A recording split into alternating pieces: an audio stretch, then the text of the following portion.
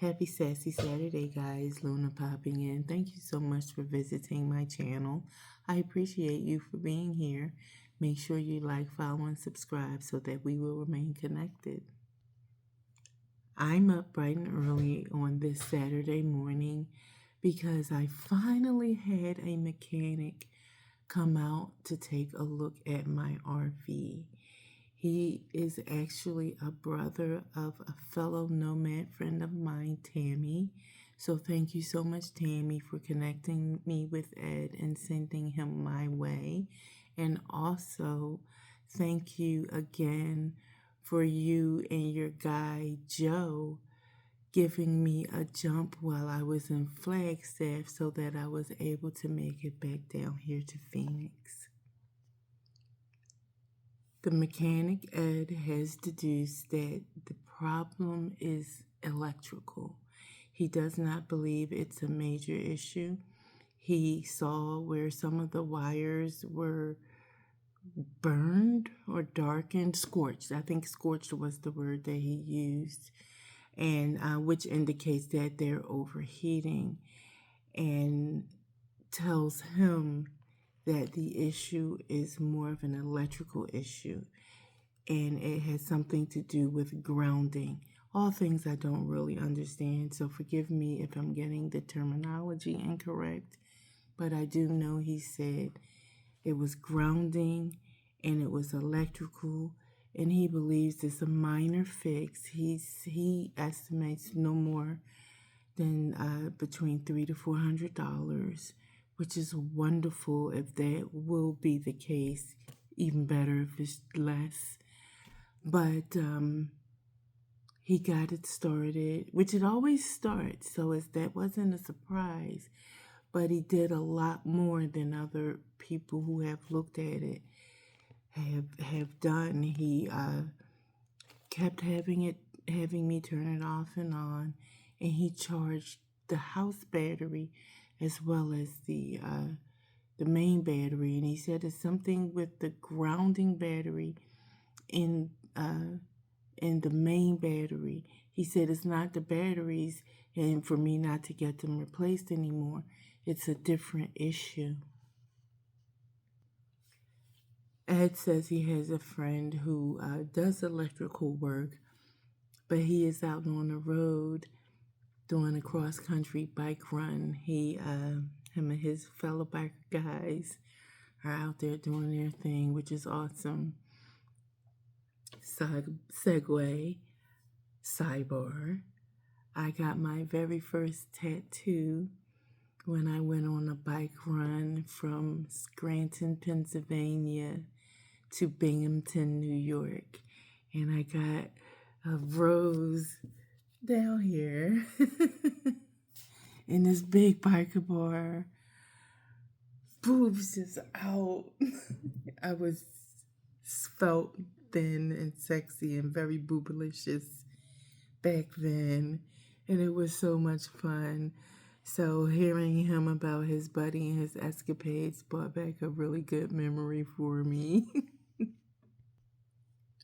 Anyhow, he says that Ed usually responds to him within 24 hours, and he has reached out to him, but we still don't know how soon he'll be back to Arizona.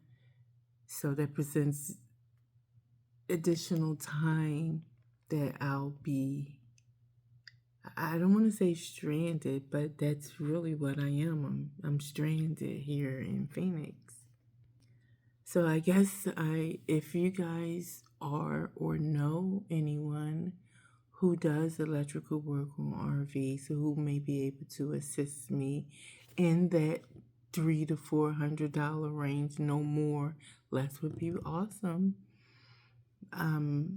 Please refer them to me, send them my way, DM me, post it in the chat or what have you. I would greatly appreciate it because I've already gotten a ticket. I've gotten citations for having the vehicle on the street, and I need to move it. And I found a place where I can put it in storage, which is really just a big open field. Someone has an acre or two, and it's just dirt, and they'll allow me to park there, but it's not free. It's $100 a month, and I know it's not a lot of money to some people, but again, I am on a limited income. SSDI only goes so far, and I already, off the top of it, I have 650 that comes right off the top every month as soon as I get it.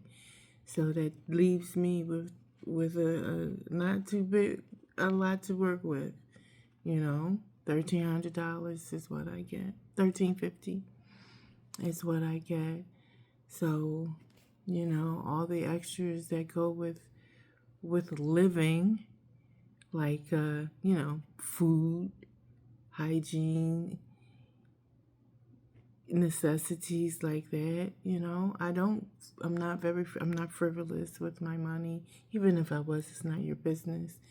But the point is, I don't have a lot of income, and I don't want anybody to price gouge me, especially if it's something that's very simple to fix, as the mechanic has assumed or suggested. I think suggested would be a better word, because he knows what he's doing. Well, it seems as if he knows what he's doing. And he said, no, this is just a grounding thing, and some of the wires may need to be changed out. He really stressed that it wasn't a big deal, but until I got it looked at by the electrician, I should hold off on selling it because it may be something very minor. So I just finished my cup of coffee, and I am going to enjoy the last few moments of solitude before the house wakes up. My 2 grandchildren and my son and his lady are still asleep. I can't believe the baby's not up yet. He's usually up by now. But when they get up, it's loud. And that's another reason why I haven't created as many videos. It's not quiet enough, and I don't want you guys to hear all the noise and screaming in the background. And I don't mean like negative screaming, just screeching of kids. You know how children are loud, and my grandchildren are loud, and they're so lovely, and I'm so grateful to be able to spend some time with them. This much time it's a little much. Am I a bad BB for saying that? No, I'm not. I'm just not used to all the noise and the utter lack of privacy. And please don't get me wrong, because I am absolutely appreciative that I have a place to go, because I know that there are a lot of us nomads who are ADA and our only income is SSDI that don't have anywhere to go. That if something happens to their vehicle, they're just shit out of luck, and I do understand that. So I don't ever want it to seem as if I'm unappreciative that I'm able to be in this space with all of this crazy noise. And it just gives me opportunity to spend so much time with my grandchildren, because when I'm on the road, when I'm nomading, I don't see them as often.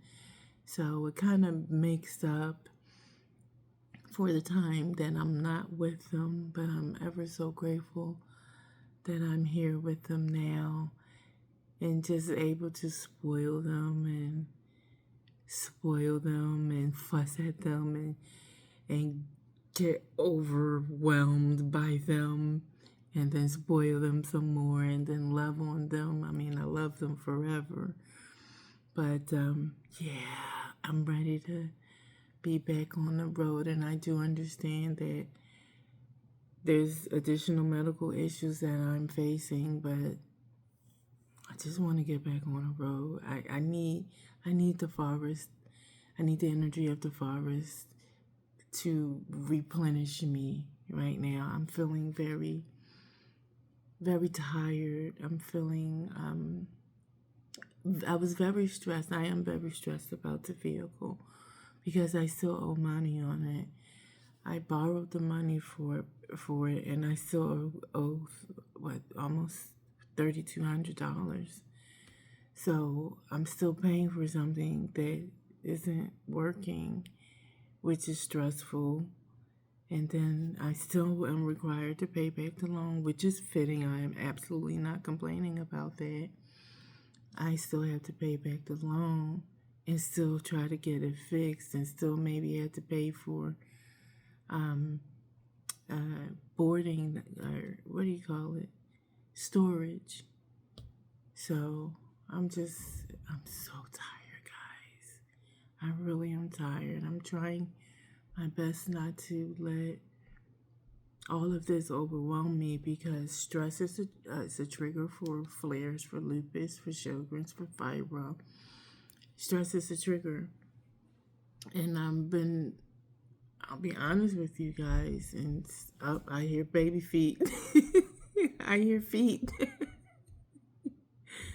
And it's been taking a toll on me, physically, mentally a little bit, but definitely physically. My body doesn't have a lot of strength. I don't have a lot of energy, and it also has to do with it's so fucking hot here in Phoenix, and with the sun just blaring on you, and I have photosensitivity, and which triggers fatigue in me. For other people, it triggers other things.